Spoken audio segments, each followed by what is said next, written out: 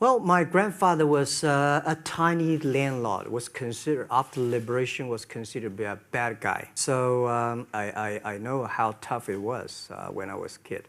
I went to the Hangzhou Hotel, now called Hangzhou Shangri-La Hotel, because that was the hotel can receive the foreign visitors. So every morning for 9 years, I showed them around as a free guide. They taught me English. And I think that changed me. Today, I'm a 100% made in China. I've never got a one-day train outside China. And when people talk to me, say, Jack, how can you speak English like that? Why sometimes you talk like an Western guys? I think that was the 9 years. These Western tourists opened my mind because everything they told me are so different from the things I learned from the schools and from my parents. So now I have a habit. Whatever I see, whatever I read, I use my mind. Think about it for 2 minutes. You tried to get into 3 colleges. I tried. There is an examination that young people, if you want to go to university, you have to take the examinations. So I failed 3 times. Right. But a lot of fail. I failed for funny things that I failed a key primary school test for 2 times. And I failed 3 times for the middle schools. You will never believe in Hangzhou, my city, there's only one middle school that lasts only 1 year. It was changed from primary school to middle school because our graduates of our school, no middle school accept us because we were too bad. Yeah. They would become a middle school. What effect did it have, though, being rejected? Well, I think we have to get used to it. We're not that good. Even today, we still have a lot of people reject us. When I graduate from universities, and before for 3 years, I tried to fill in the universities. So I applied jobs for 30 times, got rejected. I went for a police, they said, no, you're not good. I went to even the KFC. When KFC came to China, come to my city, 24 people went for the job. 23 people were accepted. I was the only one guy. And we went for police. 5 people, 4 of them accepted. I was the only guy that I received it. So to me, being turned down, rejected. Oh, by the way, I told you that I applied for Harvard for 10 times, rejected. I know I'll be rejected. I just don't want to say that. Yeah, sorry now. 10 times you wrote them and said, I'd like to come to Harvard. Yeah, and then I told myself someday I should go teach there, maybe. I think that can be arranged.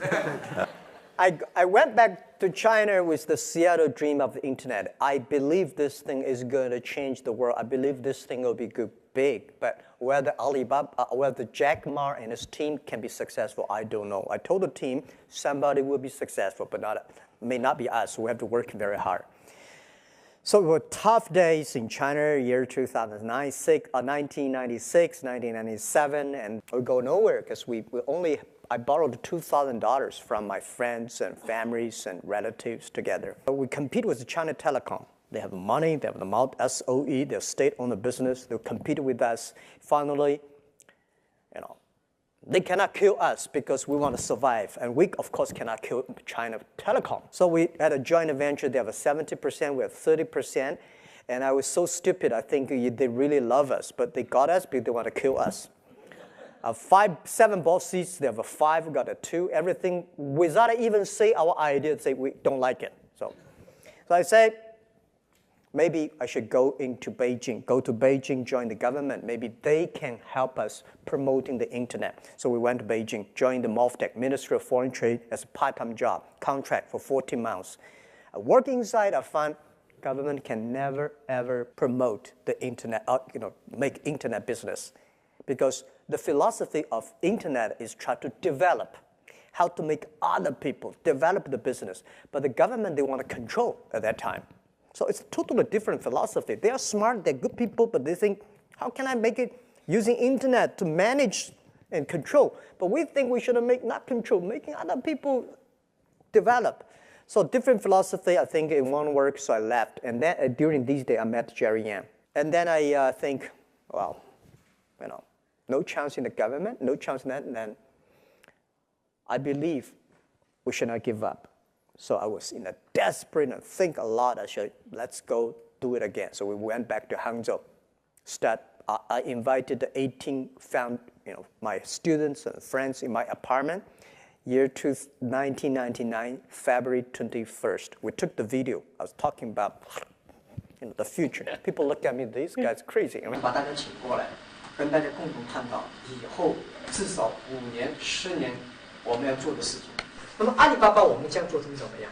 所有的竞争对手不在于中国，而在于美国的规模。如果说第一，我们把阿里巴巴定位，就把它作为国际站点，我们不要把它定位是国内站点。第二个呢，美国人的一种拼劲。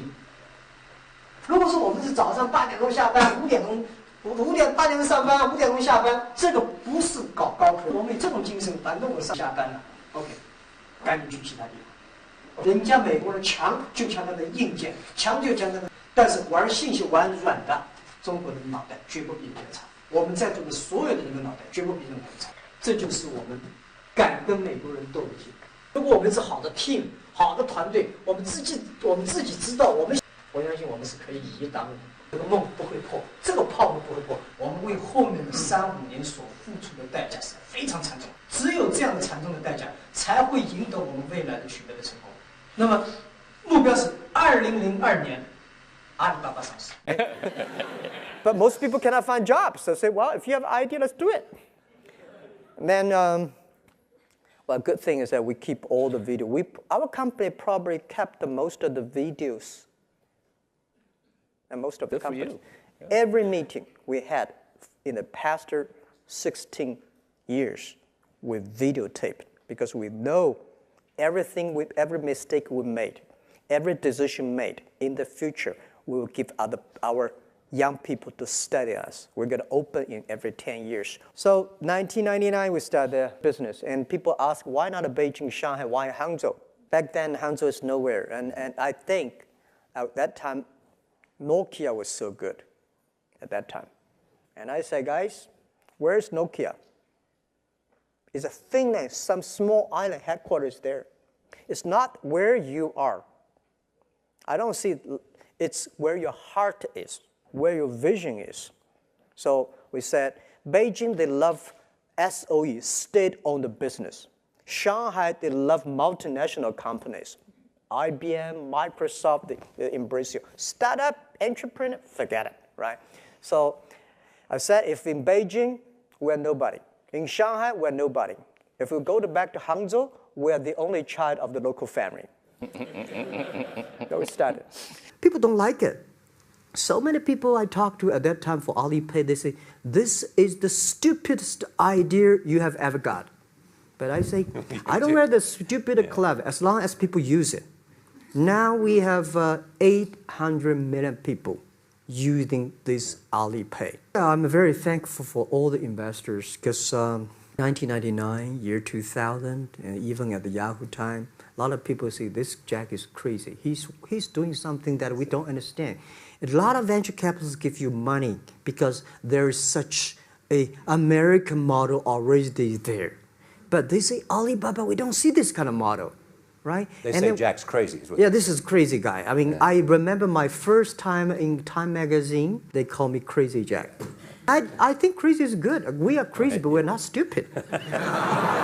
If everybody agree with me, if everybody believe our idea is good, we have no chance. You love Forrest Gump. I love Forrest Gump. But why do you like him? Simple, never give up. People thinking he's dumb, but he knows what he's doing.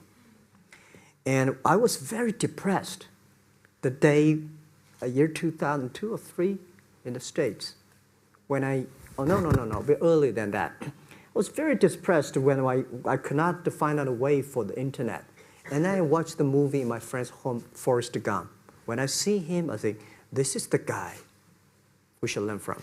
Believe what you're doing, love it, whether people like it, don't like it, be simple. And like the word, life is like a box of chocolate. You never know what you can get, right? I never know I would be here talking to you and talking to Charlie Rose. I never know. But today I made it.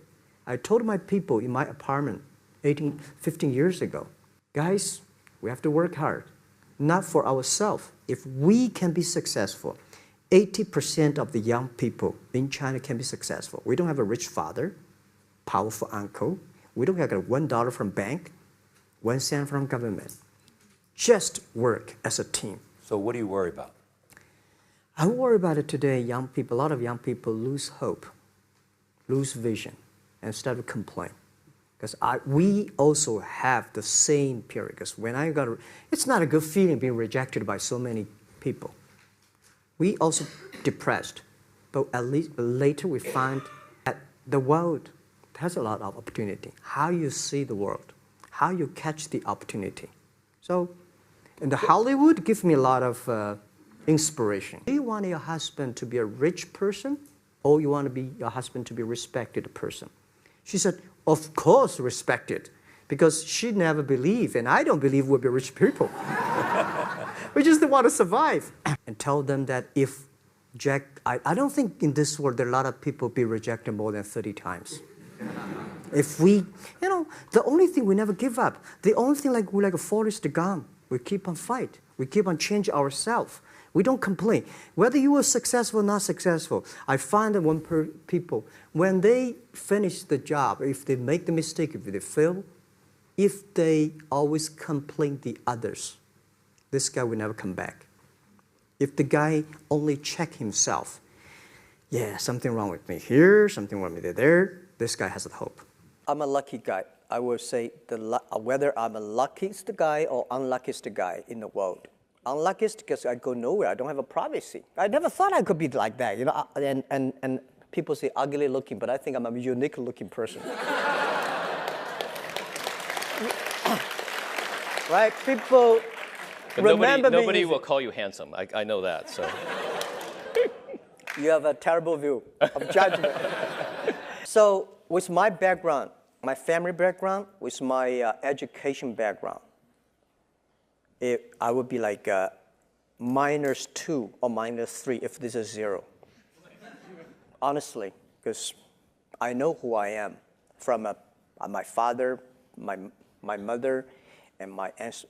Nobody in my family that is like a government officer, a business leader. That is why in the past 20 years, we never got even 1 cent from government, 1 cent from the China banks. Because you don't have any guanxi, right? So you just have to do from scratches. And with no matter how hard I work, I probably like a 2 or 3 if there's a 10, 2 or 3, that's my top. But today I'm like a 6. So the 4 difference, that does not belong to me. That's not me. So people think, Jack, you're so good. No, I'm not that good. But people say you're the bad. No, I'm not that bad, right? Well, our motto helps those nations have the small business. If you have a lot of small business, if you have a poor infrastructure of commerce.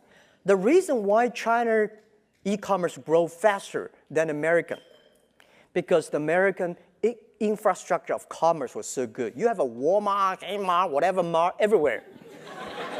Because they don't need it. They do. But for us, we don't have that.